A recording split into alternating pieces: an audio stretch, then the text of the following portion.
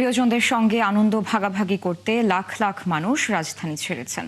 শেকড়ে ফেরার এই মিছিলে ঢাকা এখন প্রায় জনশূন্য।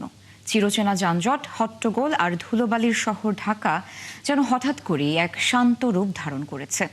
তবে তীব্র যানজট আর রাজধানীতে কর্মজীবীদের চাপ কমাতে ঢাকাকে আদর্শ শহর করতে পরিকল্পনার কথা বলেন নগরবাসী। মোহাইমিনুল খান অপুর প্রতিবেদন।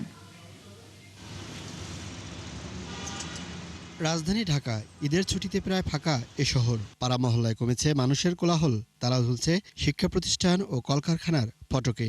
নেই অফিসের তারা কিংবা গণপরিবহনের জন্য দীর্ঘ প্রতীক্ষা। মতিঝিল, গুলিস্তান 0 পয়েন্ট, নয়াপল্টন কিংবা কারণবাজার ব্যস্ত সড়কগুলোয় প্রায় যানবাহন শূন্য। রিকশা, সিএনজি আর অল্প কিছু বাস চলছে সড়কে। যানজট না থাকায় রিকশা, সিএনজি চালকরা বলছেন, যাতায়াতে সময় যেমনি কম লাগছে তেমনি বেঁচে যাচ্ছে জ্বালানি খরচও। ঈদের এভাবে ফাঁকা থাকাতে অনেক সুবিধা পাচ্ছি গাড়ি চলাচলে। যাত্রী ঢাকায় এখন বর্তমান যা আছে তারপর মোটামুটি চলে, কিন্তু ফাঁকা থাকলে তো ততটা যাত্রী যানজট কম হয়। রাস্তা ফাঁকা থাকলে 300 টাকার ভাড়া 200 টাকা গেলে তখন ভালো লাগে বা অনেক লাভবান করা যায়, সময়ও কম লাগে। নগরবাসী বলছেন, যানজটবিহীন এই সময়ে পরিবার নিয়ে ঘুরতে বের হয়েছেন তারা, আবার কেউ বের হয়েছেন প্রয়োজনীয় কাজে। অনেক ভালো লাগতেছে, যানজট মুক্ত পরিবার সবাই ঘুরতে নিয়ে পারছি। ঈদ আনন্দতে ঘোরার জন্য আমরা পারছি, খুব আনন্দ লাগতেছে। সব রাস্তাঘাট ফাঁকা, ঝেমঝুম মানুষের জন্য অনেক পেরেশানি হয়ে যায়। তবে রাজধানীকে একটি পরিকল্পিত ও আদর্শ নগর হিসেবে গড়ে তুলতে না পারায় আক্ষেপ আছে নাগরিকদের মধ্যে।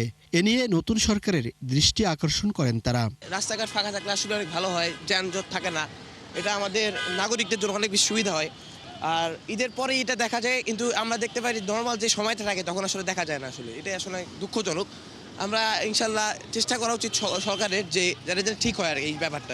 ঢাকা শহরটা এমন একটা হয়ে গেছে, এখানে শিল্প, সরকারি প্রতিষ্ঠানগুলো সব একটা ঢাকা শহরের মধ্যেই হয়ে গেছে। এগুলো যদি বিকেন্দ্রীকরণ করা যেত, অর্থাৎ বিভিন্ন জেলা ভিত্তিক, জেলা পর্যায়ে বা বিভিন্ন থানা পর্যায়ে এগুলো যদি বিকেন্দ্রীকরণ করা হতো, তা আমার মনে হয় এই মানুষগুলোর চাপগুলোও কমে যেত। রাজধানীর উপর যে চাপটা পড়ছে এই চাপটা থাকতো না। কারণ এই মানুষগুলো বাধ্য হয়ে, যেমন আমি এখানে চাকরি করি বা ব্যবসা করি, আমাকে এখানে থাকতে হয়, অফিস প্রয়োজনে আমাকে এখানে থাকতে হয়। আর আমি যদি এই জিনিসগুলো বিকেন্দ্রীকরণ হতো, বিভিন্ন জায়গায় থাকতো, আমি ঢাকা শহরে থাকতাম না। ঈদের ছুটিতে শব্দের তীব্রতা ও বায়ু দূষণও কমেছে নগরীতে। পরিকল্পনাবিদদের মতে জনসংখ্যার অত্যাধিক ঘনত্ব ও যাতায়াত দুর্ভোগে ঢাকা তার আদর্শ শহরের মর্যাদা হারিয়েছে। নতুন সরকারের নানা উদ্যোগ ও ঢাকা থেকে শিল্প প্রতিষ্ঠানসমূহকে বিভাগীয় পর্যায়ে বিকেন্দ্রীকরণ করলে এ সমস্যার সমাধান হতে পারে। মোহাইমিনুল খান অপু, ৭১, ঢাকা।